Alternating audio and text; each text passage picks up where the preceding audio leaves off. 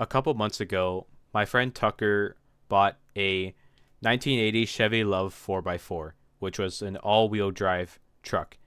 Now, the thing about him, or I should say his parents, was that his parents did not want him driving a stick shift truck with a clutch. Now, Tucker's way around this was to ask one of his friends, who I will not be saying because this guy might have taken shrooms in class once before, bought the truck that Tucker was looking at, and then what he would do is that he would offer, in quotes, the guy I mentioned before, a insane lowball for this truck. So what he could do is that he could go up to his parents and be like, "Dude, look at this truck, and it's for this low of a price. Can I buy it?" And that worked. So now he just owned a 1980 Chevy truck. Now, the thing about this truck is that it's a Japanese truck. And I call it a truck, but this thing is smaller than my car. And the inside can only fit two people. And even then, like, if you're like above 6'3", you're just not gonna have a good time because your head's just gonna be against the roof, or you're gonna have to like lean forward and have your spine be at a hypotenuse angle. Now, with that in mind, Tucker's truck is on the verge of breaking every 5 seconds. Like, he is like modifying this truck to make it like as if he's in like an edit with fire all around him and he's like escaping a dust storm as if he's in the movie Dune or like Mad Max. Now, he comes up to me at lunch because we have the same lunch. We have like a weird schedule where it's like it's in between our class time from like 12:11 I'd say to 12:56. But our class time starts at like 11:41 and ends at 1:39 I think. So one day he we're just talking at lunch and he says that his truck is here. Now, I have never seen this truck before, so I had no idea how actually small it was until I actually pulled up to his parking space and just saw how small this thing was. And when I went inside of it, I didn't like it because it was really hot because the interior of his truck is just all dark colors. It's just black, right? And that was also the first time I saw a genuine truck out in the wild that wasn't automatic. So it really felt weird seeing like how the clutch looked because it that's usually where my parking brake is, which is on the left side or where I put my left foot on when I'm parking.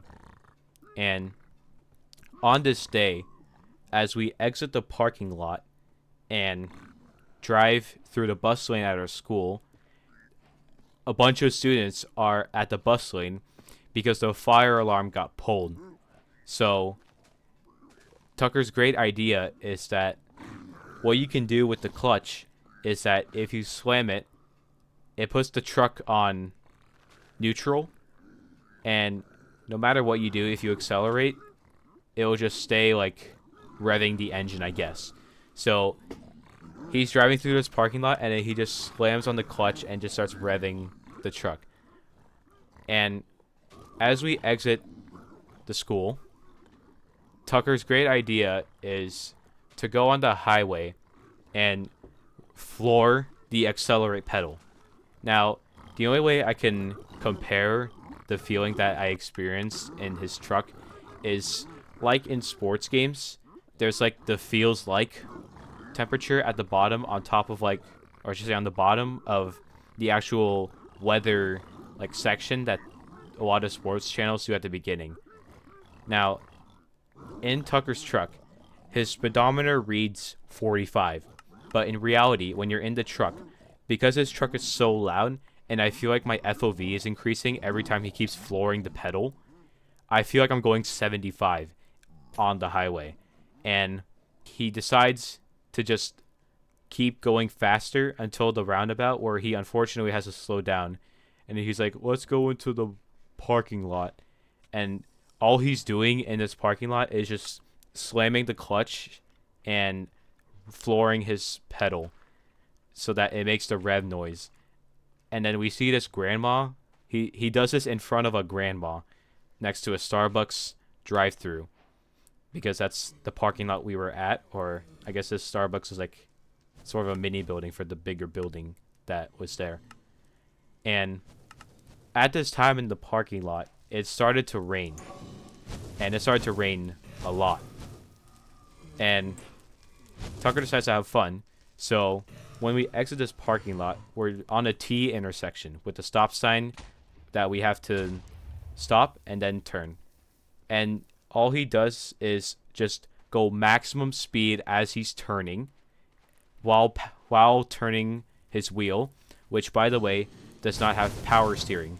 So he's basically turning this wheel as if it's like a gate that you have to rev in order to open. And he's acting as if this gate is like 5 tons and like needs like the combined power of 40 men, right? And I'm gonna be honest, we drift a little bit. Not much, but just a tiny bit. And something funny that happened was that since Tucker's windshields are like low-key not that fast, he was also playing music, which he has to manually take out the Bluetooth player and attach it to the aux of his truck, because it does not come with Bluetooth or the aux or whatever, or even any radio station. I'm pretty sure you have to put DVD discs in to even play music. And the windshield wipers are at the same tempo as the song he's playing. I forgot what the song was, but it was just at the same tempo, and it was hilarious because I was the only one who noticed it. And he was like, "Oh my god, that's crazy," because his windshields aren't even like supposed to do that. As we approached the highway, it started hailing, and what Tucker does with the hail is that he decides to go the fastest speed we've gone up to that point, which was about 50 miles an hour. We passed by this other broken vehicle, and bro, this scene could actually be in like a movie. It was crazy to be in the hail and have 2 broken cars, or like ones that are like on the verge of retirement, just like speeding down this highway. But Tucker's truck is going like 20 miles faster than the small broken down Toyota that was next to us. So as we pull in, we realize that since the rain was heading in a direction that was also the same way that we exited our school, let's just say, for example, it's going like southeast, because it was going in a direction that was diagonal. We realized that the rain was going like southeast, which was also the same direction we were going as we were exiting the school and then going onto the highway. So we realized that we avoided the rain from the fire alarm because we decided to drive.